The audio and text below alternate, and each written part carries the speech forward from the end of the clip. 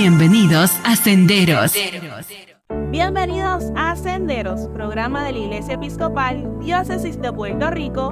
Como todos los domingos les acompañan Yamilka, Maldonado, Michelle, y gracias por sintonizarnos en este domingo 28 de enero, día que hizo el Señor. Y para la mañana de hoy tenemos mucha información, mucho contenido para usted. En Visión Comunitaria, la doctora Ivonne Vega nos trae un tema de suma importancia, que es la prevención en condiciones médicas en el adulto mayor.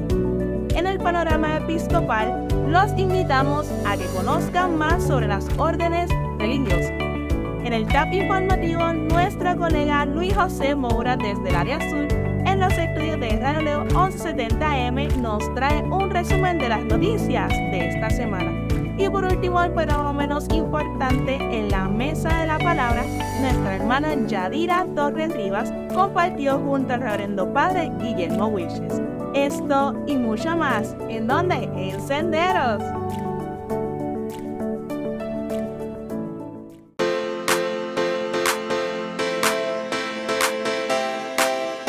Bienvenidos a nuestro programa Senderos. En la mañana de hoy vamos a tocar el tema sobre la prevención en condiciones médicas en los adultos mayores y tengo el privilegio de estar acompañada en la mañana de hoy de la doctora Ivonne Vega, quien es doctora de Medicina Familiar. Muy buenos días, doctora, ¿cómo está? Muy buenos días y gracias por la invitación. Qué bueno que me acompañe en este espacio del programa Senderos, ¿verdad? Y que llevemos información a esas personas adultos mayores y también a los familiares, ¿verdad? Para que puedan conocer un poquito más sobre lo que es la prevención en condiciones médicas y tempranas en los adultos mayores. Y cuénteme, comencemos con una pregunta sumamente fundamental. ¿Cuáles son las condiciones médicas más comunes que afectan a los adultos mayores y qué podrían hacer para prevenirlas? Sí, es una pregunta bien amplia, compleja, pero me gustaría definir un poquito primero lo que es prevención. Claro. Nosotros cuando hablamos de prevención es poder identificar una condición antes de que ocurra o si ya la persona tiene una condición, evitar complicaciones asociadas a esa condición. Entre las condiciones que nosotros podemos identificar en los adultos mayores está la diabetes, la hipertensión, que es alta presión, enfermedades cardiovasculares o enfermedades del corazón. Tenemos también enfermedades pulmonares, asma, COPD o enfermedad crónica del pulmón. Esas son algunas de las condiciones que nosotros vemos, sobre todo aquí en Puerto Rico, que tienen mayor prevalencia. ¿Cómo nosotros podemos evitar esas condiciones? Pues todo depende de la condición. Por ejemplo, la diabetes, pues nosotros debemos identificarla con laboratorios que se puedan realizar y también recomendándole estilos de vida saludables, ¿verdad?, a nuestros adultos mayores. Bien interesante, ¿verdad? El poder hacerse esas pruebas preventivas, ¿verdad? Hacerlo con el debido tiempo para poder detectar alguna de esas condiciones. ¿Y cuáles son los factores de riesgo más importantes que contribuyen al desarrollo de estas condiciones médicas en adultos mayores? Muy importante, y esa pregunta yo creo que es clave. Cuando nosotros identificamos esos factores de riesgo y los atamos directamente a unas condiciones en particular, por ejemplo, en diabetes, pues obviamente la obesidad es uno de los factores de riesgo. El factor familiar también es otro factor de riesgo. La alimentación es crucial y determinante.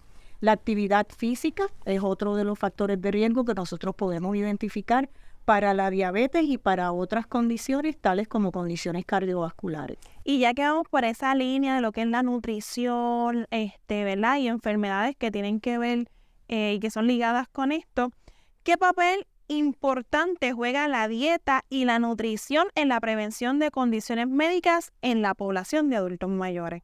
Pues la dieta básicamente representa, se podría decir que un 75% de las condiciones crónicas. Cuando nosotros decimos un adulto tiene una dieta que mayormente es basada o a base de productos derivados de animales, pues ahí nosotros aumentamos el riesgo significativamente de estas condiciones como diabetes, hipertensión, fallo cardíaco congestivo, entre otras. Así que la dieta podemos decir que es fundamental y es crucial para nosotros poder prevenir y evitar condiciones crónicas. Importante. Y cuando hablamos de dieta, siempre lo ligamos con la actividad física.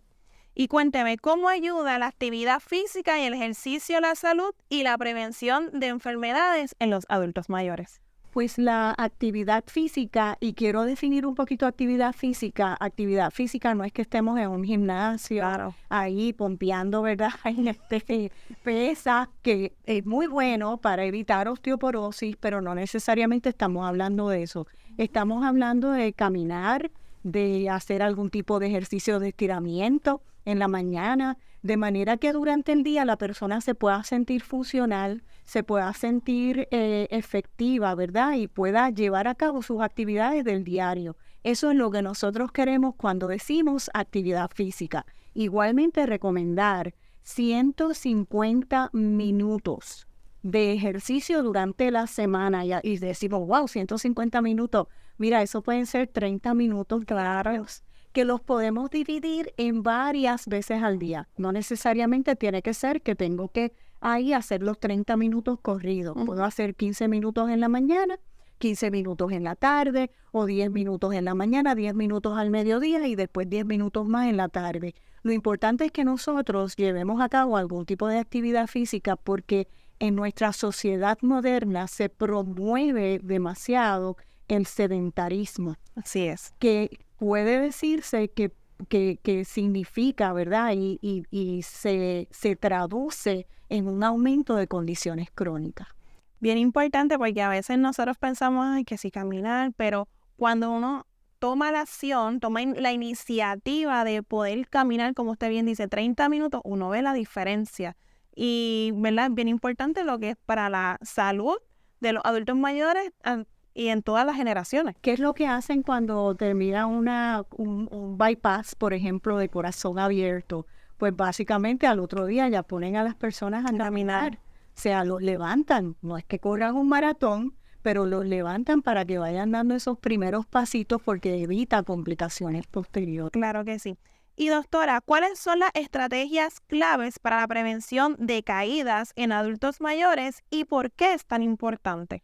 Pues las caídas, se puede decir que una fractura de cadera, por ejemplo, a consecuencia de una caída en un adulto mayor, puede generar, luego de esa fractura, puede generar unas complicaciones desde que la persona se quede encamada, después que la persona había estado funcional hasta esa edad, hasta la muerte. Porque si no se identifican unas complicaciones asociadas a esa fractura o a esa caída, pues entonces puede hasta fallecer. Por lo tanto, nosotros, ¿verdad?, debemos como médicos y como familiares de adultos mayores, debemos tratar de evitar que hayan riesgos en las áreas en donde viven o en donde están la mayor parte del tiempo nuestros adultos mayores. Por ejemplo, eliminar las alfombras, porque las alfombras son un mecanismo para que la persona se pueda caer. Tratar de evaluar si las superficies resbalan. Igualmente en el baño deben colocar de las barras estas que vienen, que tú las puedes colocar. Un pasamano. Sí, de esa manera la persona puede agarrarse mientras se está bañando, una silla para poder sentarse mientras está bañándose. En el inodoro también tener una de esas barritas de manera que cuando se vaya a sentar y cuando se vaya a levantar pueda tener de dónde apoyarse. Son algunos de los consejos para tratar de evitar las caídas. Sumamente importante. Y cuénteme, ¿qué tan importante es la atención médica preventiva y las vacunas en la prevención de condiciones? Las vacunas, pues podemos hablar 3 horas. Así es. La prevención, vimos cómo con el COVID, ¿verdad? Pudimos controlar esa pandemia en 2 años. Así es, gracias a Dios. Lo que surgieron, ¿verdad? Estas vacunas, gracias a Dios que le dio esa mente a esos científicos para poder desarrollarlas. Ahora estamos hablando en los adultos mayores, la prevención de pulmonía, que es una vacuna que se supone que se administre cada 10 años. Y la vacuna contra la influenza. Gente, la influenza todavía mata personas y mata adultos mayores al igual que la pulmonía. Y la influenza se tiene que colocar o se tiene que administrar todos los años. Así es que evitamos ese tipo de complicaciones con esas vacunas. Bien importante eso. ¿Y cuáles son los desafíos comunes que enfrentan los adultos mayores en la gestión de su salud y cómo pueden superarlos? Bueno, desde el punto de vista, ¿verdad? Y como geriatra, pues obviamente lo primero es que en Puerto Rico sobre todo estamos viendo que nuestros adultos mayores se están quedando solos y en muchísimas ocasiones llegan a la visita del médico primario o de su médico especialista y no cuentan con un apoyo de un familiar para poder ayudarle a entender. Nosotros los médicos a veces hablamos en términos que no necesariamente ese adulto mayor entiende y debemos procurar que alguien acompañe a ese adulto mayor para que pueda entender y aunque sea un adulto mayor funcional, pero obviamente van perdiendo un poco esa capacidad de entendimiento. Es lo primero. Lo segundo es que nuestro sistema de salud es excesivamente fragmentado y complicado. Y aquí llego al médico primario y el médico primario me da un referido para ir a buscar un especialista, su especialista, que no consigo, que no sé a quién voy a conseguir, que no sé si el que consiga tiene cita del plan médico. O sea, esos son de los retos que nosotros a diario nos encontramos con nuestros adultos mayores en relación a cómo navegar en nuestro sistema de salud. Sí, es bien importante, ¿verdad?, que esos familiares estén atentos a esos adultos mayores porque como ellos nos atendieron a nosotros cuando éramos pequeños, más jóvenes, también ellos necesitan, ¿verdad?, que le demos ese support, esa ayuda, esa calidad de vida para que puedan seguir hacia adelante y seguir manteniéndose en salud. Y doctora, ¿por qué hay que darle énfasis a la detección temprana y el monitoreo de condiciones médicas en adultos mayores?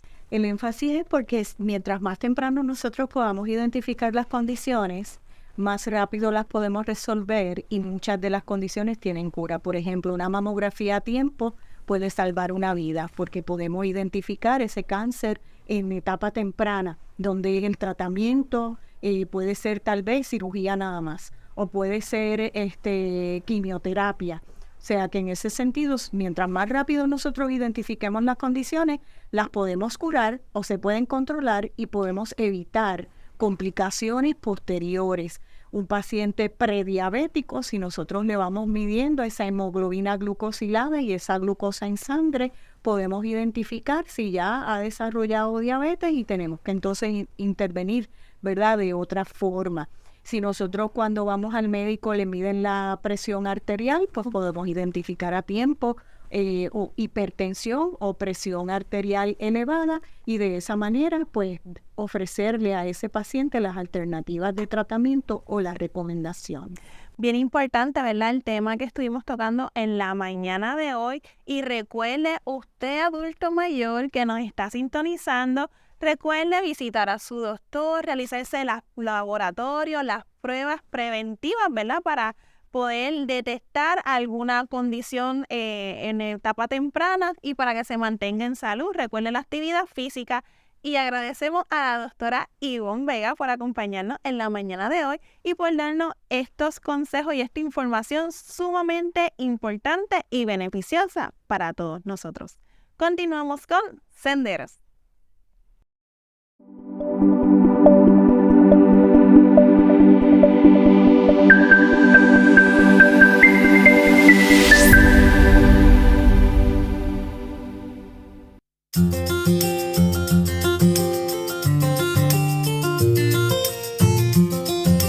Orden Franciscana Diocesana.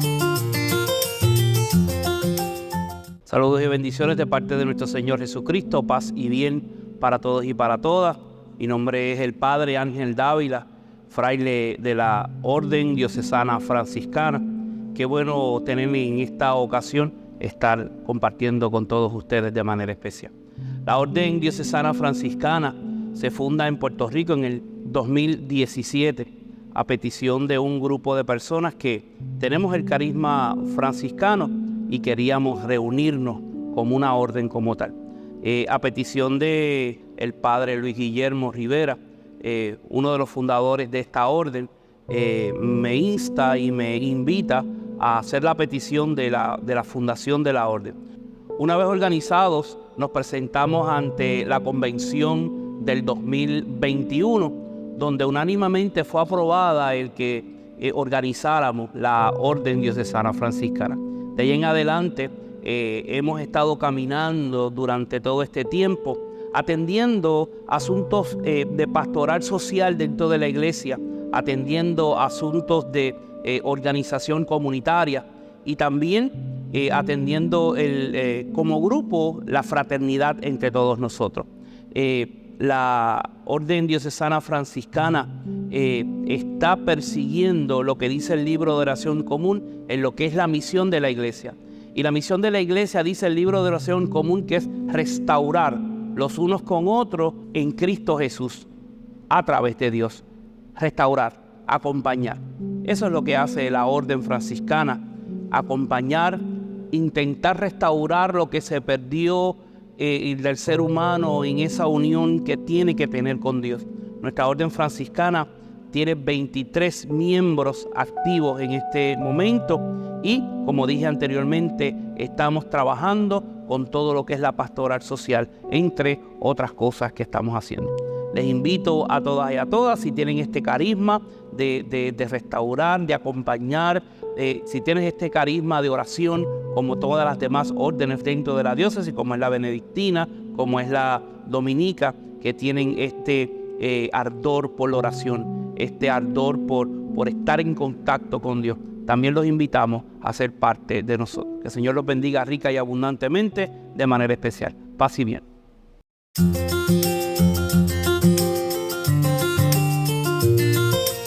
Orden de Predicadores.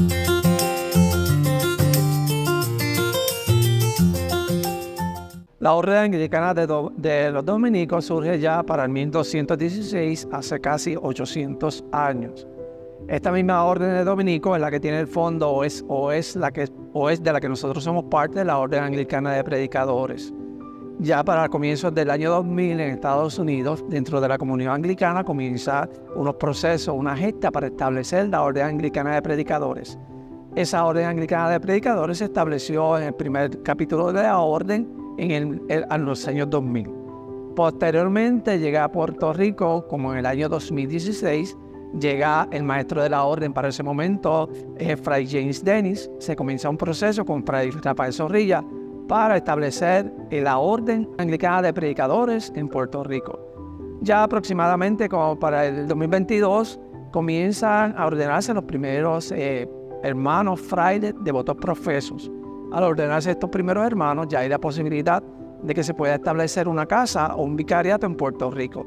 Se establece entonces el Vicariato San Martín de Porres, que está compuesto por hermanos y hermanas de las siguientes diócesis de la Iglesia TEC, que esto es bien importante, o de la comunidad anglicana, o en comunión con Canterbury. Es importante que los miembros de la orden estén en diócesis que estén en comunión con Canterbury. Estamos obviamente nosotros Puerto Rico, hermanos de Cuba, Colombia, Panamá, Perú, diócesis anglicana de Río de Janeiro. También tenemos hermanos de la diócesis del sureste de México y diócesis de Costa Rica. Dos de estos miembros, hermanos profesos puertorriqueños, están en la diócesis de Oklahoma y diócesis central de la Florida. La mayor parte, obviamente, de los hermanos devotos profesos son puertorriqueños. Vamos a hablar un poquito probablemente de lo que es el carisma de la orden, pero antes de establecer lo que es carisma de la orden, tenemos que hablar de varias cosas que son importantes para establecer ese carisma. El carisma es la predicación. Para eso es necesario lo que nosotros decimos en la columna, por ejemplo, o las bases de lo que significa para nosotros ser dominicos y cómo nosotros establecemos la orden y la sostenemos. Es bien importante la oración. Cuando pensamos en dominicos, pensamos exclusivamente en predicación, pero también eso hay que sostenerlo con lo que es la oración. Es importante, se nos establece. Hacemos unos votos como hermanos profesos, donde se nos indica, se nos dice que debemos hacer del libro de oración común los oficios de matutina y los oficios de vespertina. También se nos sugiere que hagamos una hora de lectura de las Sagradas Escrituras diario. Esas cosas nos van sustentando lo que es nuestra realidad, lo que es nuestra personalidad como dominicos. Importante eso, la oración y el estudio son cosas básicas para nosotros. Luego hay unos votos que eso nos sostienen, que eso es lo que nos da nuestra forma de ser y consistencia. Esos votos, el primero es simplicidad, y estos votos están tomados Nuestras constituciones están tomadas de la regla de San Agustín. Ahí fue inicialmente donde Santo Domingo hizo la constitución y nosotros también, como orden anglicana, las tomamos. Es importante para nosotros la simplicidad. Y la simplicidad es el modo de vivir nuestras vidas sin aquellas cosas que no son necesarias o aquellas cosas que nos impiden hacer nuestra labor como misioneros y predicadores. Luego de eso está la pureza. Cada uno de nosotros tenemos la opción de estar casados o de estar solteros. Dentro de nuestra realidad como dominicos, dependiendo en qué estatus estemos, es vivir una vida digna, vivir una vida de honestidad que esté en concordancia con la espiritualidad. Y para nosotros es bien importante el voto de obediencia. La obediencia al maestro de la orden, la obediencia al capítulo, la obediencia es inclusive al hábito. Aunque nosotros tenemos un sistema democrático, se toman las decisiones en conjunto con toda la orden. Así que esa es parte, en términos generales, de lo que es la Orden Anglicana de Predicadores.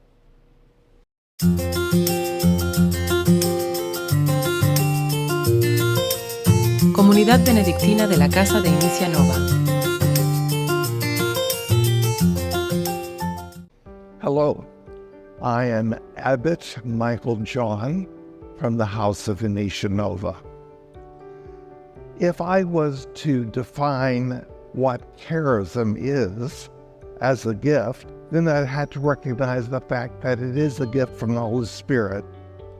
Then our charism is hallmarked by the call to prayer.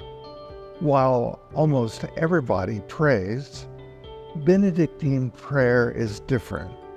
It is purposeful, intentional, and focused several times a day. Benedictine life is a gift whose purpose is to be a prophetic voice to the church and to the world. We pray continuously for our bishop, the diocese, and the world.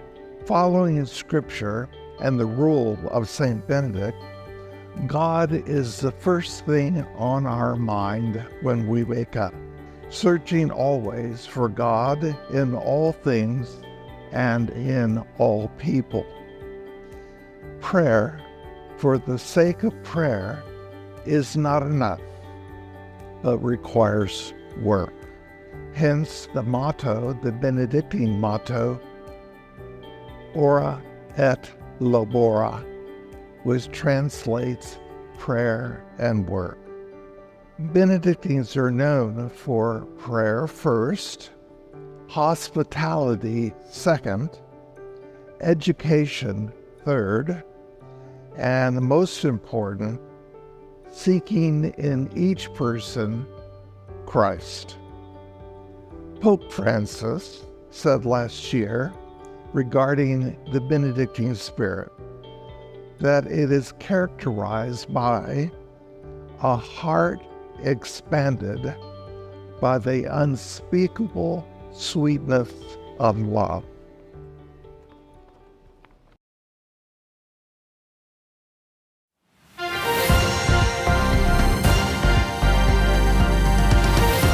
Saludos a nuestros amigos de Sendero. Soy Luis José Moura, desde la redacción de Radio Leo 1170, para presentarles las noticias destacadas de esta semana.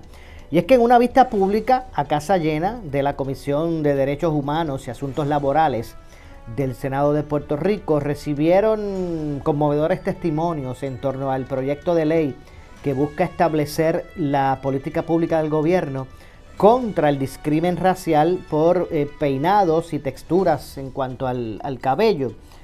Jóvenes exponen sus vicisitudes en una vista pública que busca establecer política pública contra la marginación racial por peinados. Y es que muchas personas pues han visibilizado, ¿verdad?, lo que es el problema de discrimen y cuestionamiento por lo que es la textura de su cabello, por lo que son sus peinados, ante, ¿verdad?, la marcada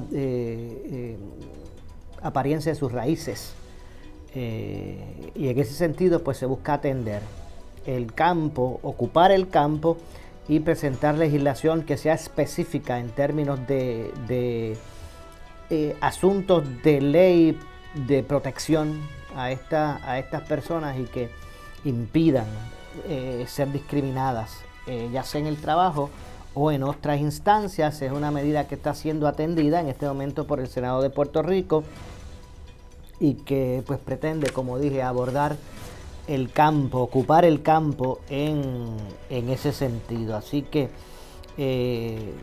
estará siendo parte del proceso legislativo que ahora comienza en la última sesión del cuatrienio. De hecho, y de otra parte, ¿verdad?, el Departamento de Recursos Naturales ha mostrado objeción con la intención legislativa de aplazar por 2 años el proyecto que prohíbe el plástico de un solo uso, prohibición que se supone que comenzara en junio. Hay un proyecto que pretende que el mismo se establezca posterior a esa fecha, 2 años posterior, en lo que se atienden los asuntos que viabilicen el cumplimiento de la ley. Estaremos atentos al desarrollo del proyecto. Y de otra parte, aquí en Radio Leo, el Procurador del Ciudadano, el Ombudsman de Puerto Rico, Edwin García Feliciano, expresó que el uso de plataformas digitales como recurso casi exclusivo de las agencias de la rama ejecutiva para atender a la ciudadanía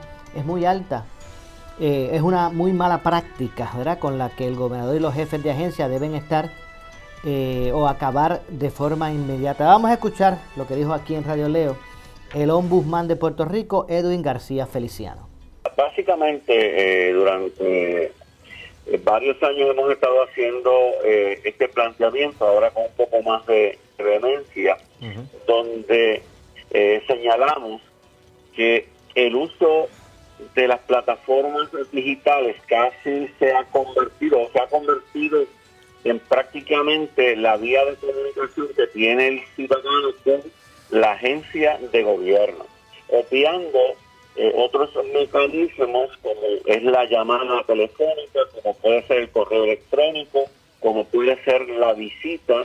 Y en ese sentido, nuestro llamado, tanto al primer ejecutivo como a los jefes de agencia, es a que, si bien no estamos en contra de las plataformas digitales, sí tienen que haber alternativas para el ciudadano. ¿Por qué, Maura? Porque a veces pensamos que cuando se lleva a cabo o se inaugura una plataforma digital, ¿verdad?, que todo el mundo tiene internet, que todo el mundo tiene el equipo, que todo el mundo tiene el dinero para adquirir el equipo, que todo el mundo tiene el conocimiento en la tecnología, y eso está muy lejos de la realidad.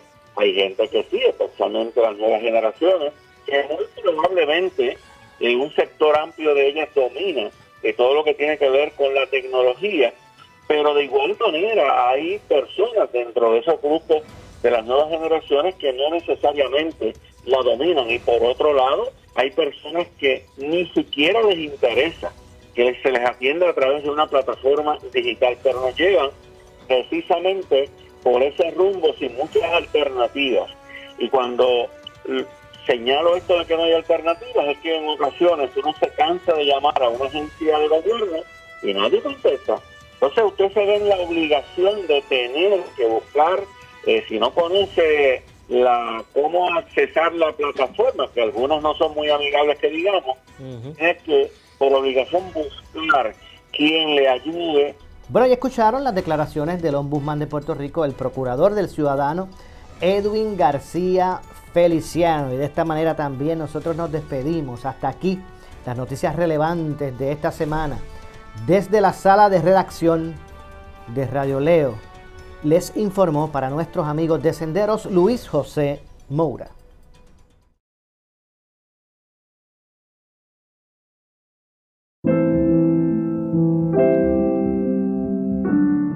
Continuando con Senderos, mis hermanos y hermanas, el programa de la Iglesia Episcopal, la Diócesis de Puerto Rico.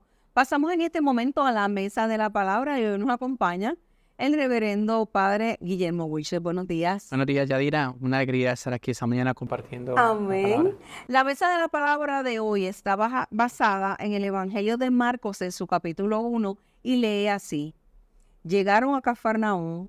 En el día de reposo Jesús entró en la sinagoga y comenzó a enseñar. La gente se admiraba de cómo les enseñaba porque lo hacía con plena autoridad y no como los maestros de la ley. En la sinagoga del pueblo había un hombre que tenía un espíritu impuro, el cual gritó, ¿por qué te metes con nosotros, Jesús de Nazaret? Has venido a destruirnos. Yo te conozco y sé que eres el Santo de Dios. Jesús reprendió a aquel espíritu diciéndole, cállate y deja a este hombre. El espíritu impuro hizo que al hombre le diera un ataque y gritando con gran fuerza salió de él. Todos se asustaron y se preguntaban unos a otros, ¿qué es esto? Enseña de una manera nueva y con plena autoridad. Incluso a los espíritus impuros da órdenes y le obedecen. Y muy pronto se supo de Jesús en toda la región de Galilea. Vamos a reflexionar un poco en el Evangelio de Marcos. Padre. Buenos días, gracias, Yadira. Pues mira, hemos encontrado un texto increíble, ¿no? Porque según Marcos, diríamos que es la primera acción pública de Jesús, una acción pública donde Jesús está curando, pues dice el texto, a un hombre poseído, ¿no? Diríamos por un espíritu maligno.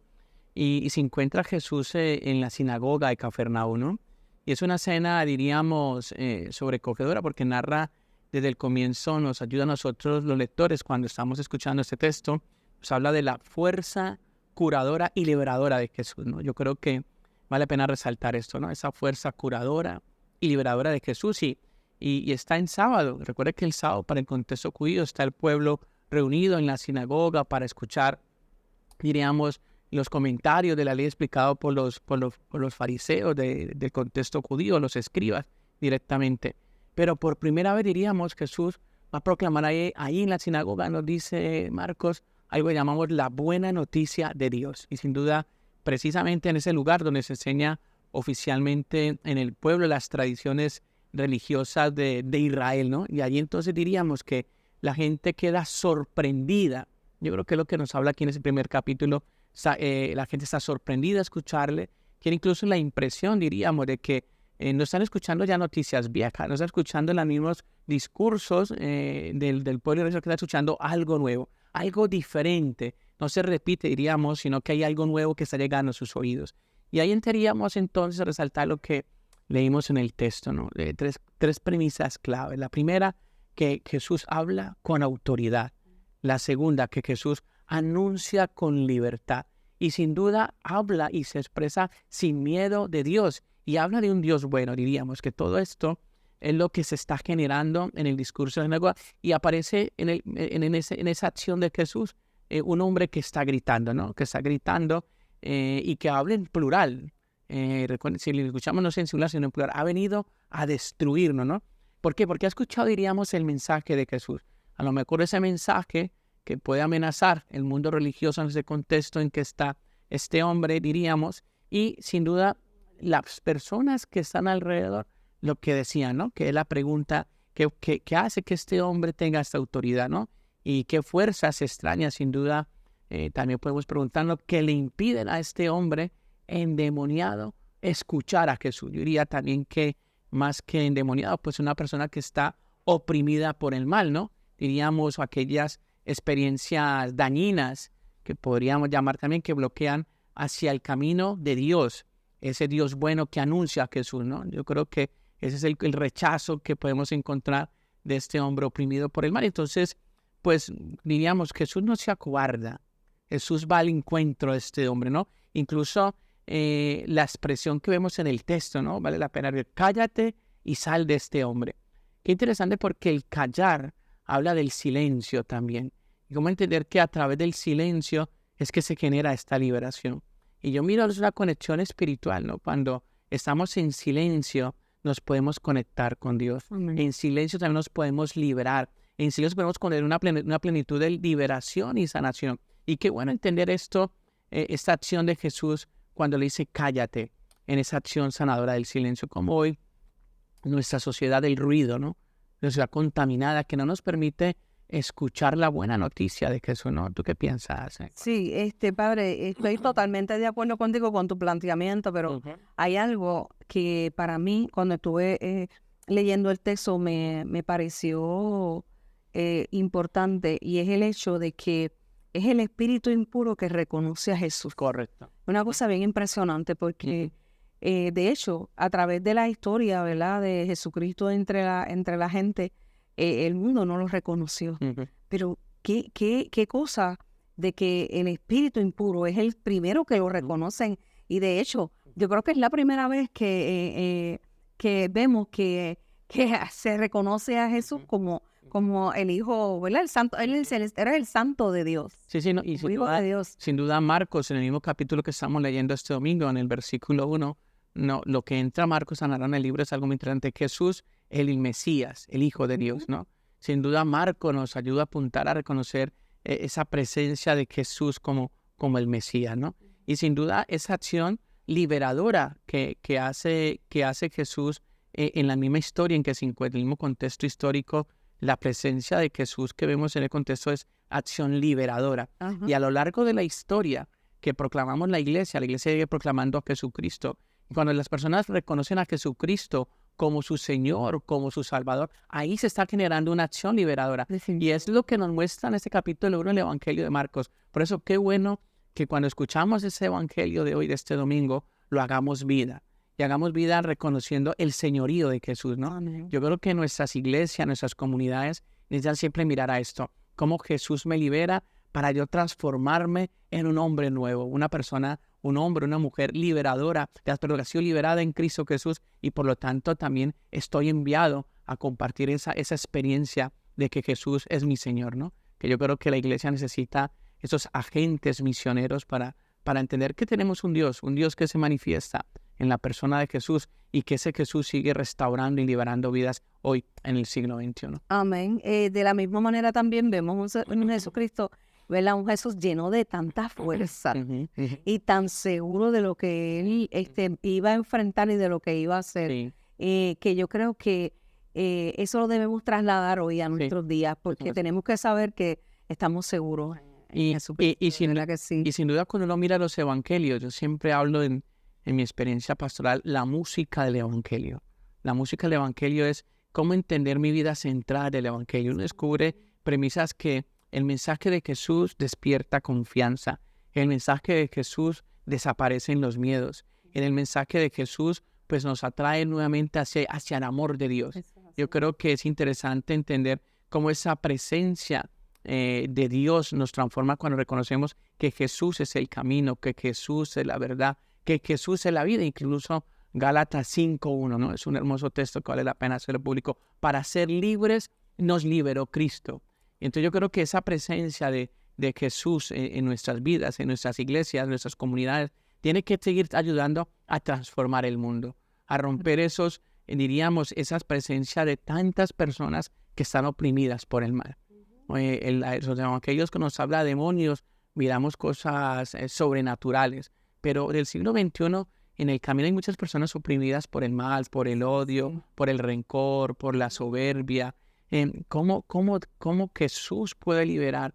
Y tenemos que la iglesia seguir proclamando el evangelio, seguir proclamando lo que estaba diciendo anteriormente, que la música del evangelio llegue a tantas personas que están oprimidas por el mal, personas que no son felices, personas que están hundidas en la depresión, en la ansiedad, y que no miran su futuro con claridad, necesitan ser liberadas. Y qué bueno saber que el mensaje de Jesús es un mensaje liberador, lo que apunta el evangelio. Tú sabes, y hablando de lo que estás diciendo en estos días sobre los seres humanos en Puerto Rico y en otros muchos lugares, tenemos una alta incidencia de personas con unos problemas emocionales, ¿verdad?, muy grandes. Y entonces, ¿cómo la iglesia va a hacer ese apoyo, ¿verdad?, en medio de esas situaciones terribles de las que están pasando los seres humanos? ¿Cómo la iglesia va a ser el aliciente de vida? Sí. No es de otra forma, ¿verdad? Sino y yo creo a través de Jesucristo. Yo creo que la pastoral de la iglesia, que su misión es proclamar la buena noticia, lleva estas realidades, ¿no? Yo descubro en mi camino como sacerdote y como pastor tantas personas oprimidas en la soledad, tantas personas oprimidas en la tristeza. Y qué bueno saber que la buena noticia de Jesús es alegría. Y ahí es donde las comunidades tienen que también ser comunidades alegres, comunidades de acogida, comunidades que expresen ese gozo de que Cristo los está liberando y que los ha liberado y que es una comunidad llena de amor, ¿no? Y ahí yo creo que cuando se planifica todas estas realidades del Evangelio, por eso la palabra de Dios o la palabra del Evangelio es vida cuando la acogemos. Cuando solamente la tenemos como un eco de resplandor, pues es un eco que no toca, que no impacta. Por eso vale la pena que la iglesia siga con esa misma fuerza, con esa misma energía, siguiendo proclamando a Jesucristo, nuestro Señor y liberador. Yo creo que a eso estamos llamados todos y todas hoy y todos los días de nuestra vida. Y nosotros, ¿verdad? Tenemos que dar a conocer este mensaje de salvación, de liberación, como trae el Padre en esta mañana, un mensaje lleno de Dios y lleno de un amor tan profundo por la humanidad entera. Tal vez en estos días no vemos tanta cosa que tiene que ver con espíritus impuros, pero hay otras cosas que se dan en el contexto de nuestra historia que nos hacen, ¿verdad? Como dice el Padre en esta mañana, que nos llegue la tristeza y situaciones que tienen que ver con nuestra salud mental y emocional. Y qué maravilloso, mis hermanos y hermanas, saber que Jesucristo lo va a hacer todo por nosotros. Sí, yo creo que en ese caminar, pero es importante que los creyentes nos abramos a la mística y abrirnos a la mística de lo que decía anteriormente, sacar ese tiempo de encontrarme en silencio con Dios, como a través de incluso la misma contemplación de la palabra, ¿no? Lo que se llama la lectio divina. Cuando miramos este evangelio encontramos esa palabra clave, liberación, ¿no?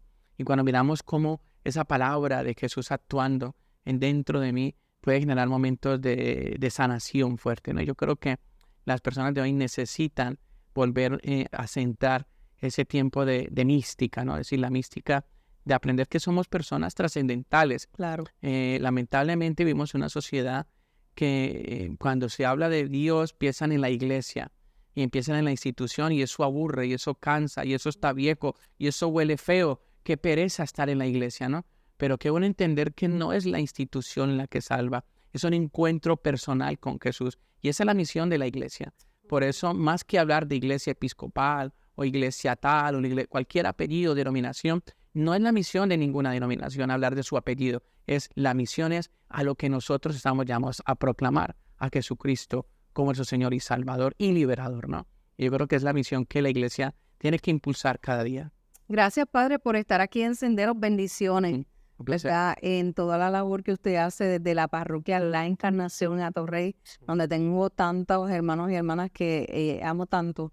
Bendiciones a ellos y a usted también. Saludos a mis parroquianos y a todos los hermanos de la Iglesia Episcopal. Sabe que yo estoy muy feliz en la parroquia La Encarnación. Los quiero mucho y de aquí quiero expresar mi amor y mi cariño a mi comunidad y un saludo a todos los hermanos de la iglesia. Amén. Dios te bendice. Feliz día. Y hemos llegado a la parte final del programa Senderos. Agradecemos su fiel sintonía y antes de retirarnos vamos con la reflexión del día, la cual se encuentra en el libro Día a Día y usted lo puede conseguir en sus feligresías. Para la mañana de hoy vamos a leer el Salmo 111. Aleluya. Agradeceré al Señor de todo corazón en la asamblea de los justos en la congregación. Y la reflexión nos dice: la historia de nuestras vidas se compone de muchos capítulos y cuando la contamos a menudo queremos esconder algunos de ellos, las partes de las que estamos muy avergonzados o que nos duele compartir.